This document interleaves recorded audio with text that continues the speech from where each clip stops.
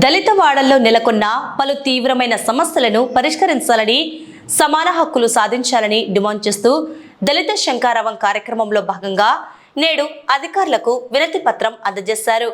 కుల వివక్ష వ్యతిరేక పోరాట సంఘం, సిఐటియు, డివైఎఫ్ఐ ప్రజా సంఘాల నాయకులు మున్సిపల్ డిప్యూటీ కమిషనర్ కళ్యాణిబాయిని కలిసి తమ డిమాండ్లతో కూడిన వినతి పత్రాన్ని సమర్పించారు.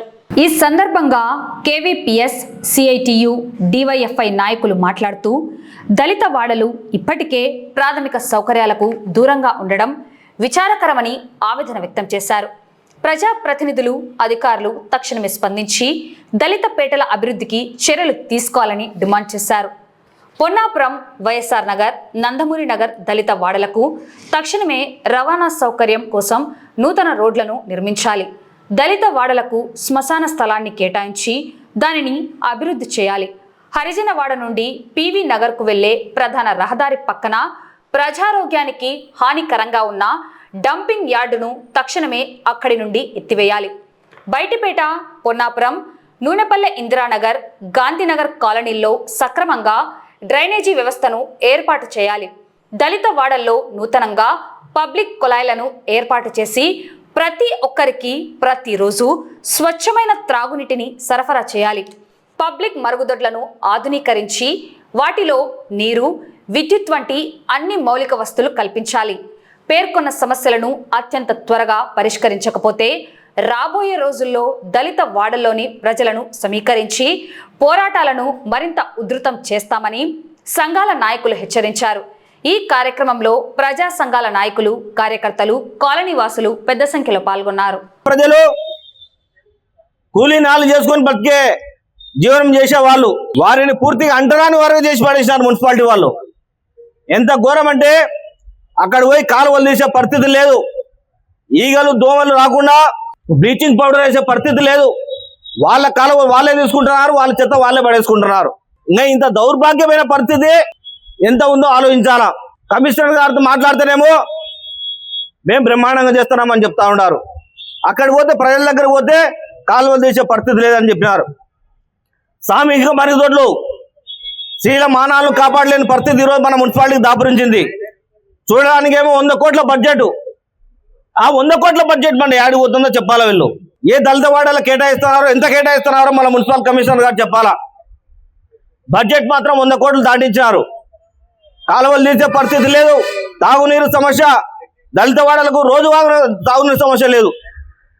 రోజువారీ కాకుండా డే బై డే పివి నగర్కు సంబంధించి డంప్ యార్డు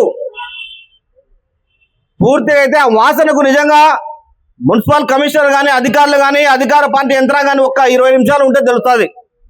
సంవత్సరాల నుంచి ఆ వాసనకు ఎట్లా గడుపుతున్నారేమో అనేక రోగాల పడిన పివి నగర్ ప్రజలు పడతా ఉన్నారు.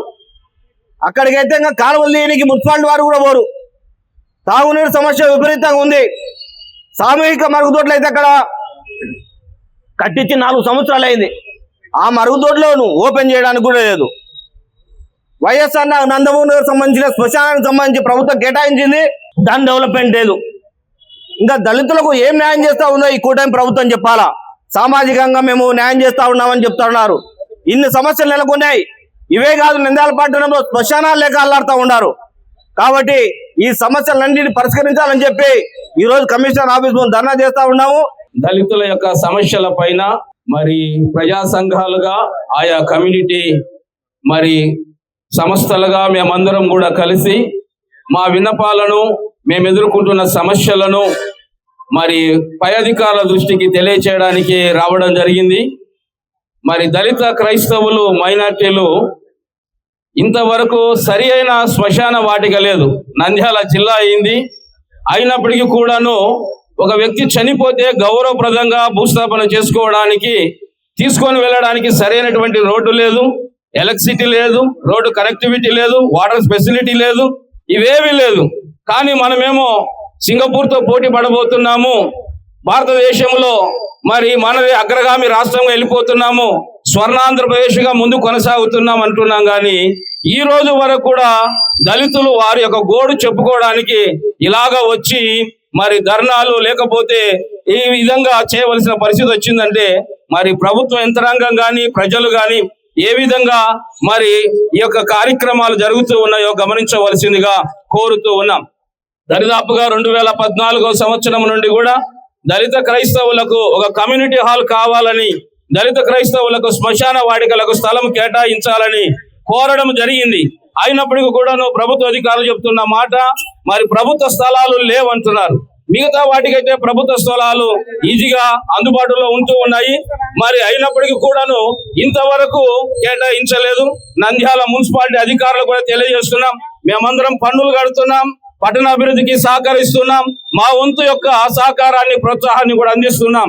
మరి దయచేసి ప్రభుత్వ అధికారులు కూడా మరి దళిత క్రైస్తవుల సమస్యలను పరిష్కరించాలని కోరుతూ KVPS ఆధ్వర్యంలో జరుగుతూ ఉన్నటువంటి ఈ కార్యక్రమానికి క్రిస్టియన్ చేసి కూడా తమ వంతు మద్దతును ప్రకటిస్తూ సంఘీభావంగా ఈ కార్యక్రమంలో పాల్గొనడం జరిగింది. ఈరోజు వచ్చిన విన్నపాలన్నీ విన్నానండి. ఎంసీ గారితో మాట్లాడి ఏం చేయగలిగితే, ఎంత తొందరగా చేయగలిగితే మా సైడ్ నుంచి అంత తొందరగా చేసే ప్రయత్నం చేస్తాం అండి. ఎంసీ గారి దృష్టికి తీసుకెళ్తాను. ప్రయారిటీని బట్టి ఏదైతే మేము చేయగలమో అది చేస్తామని చెప్తున్నాం.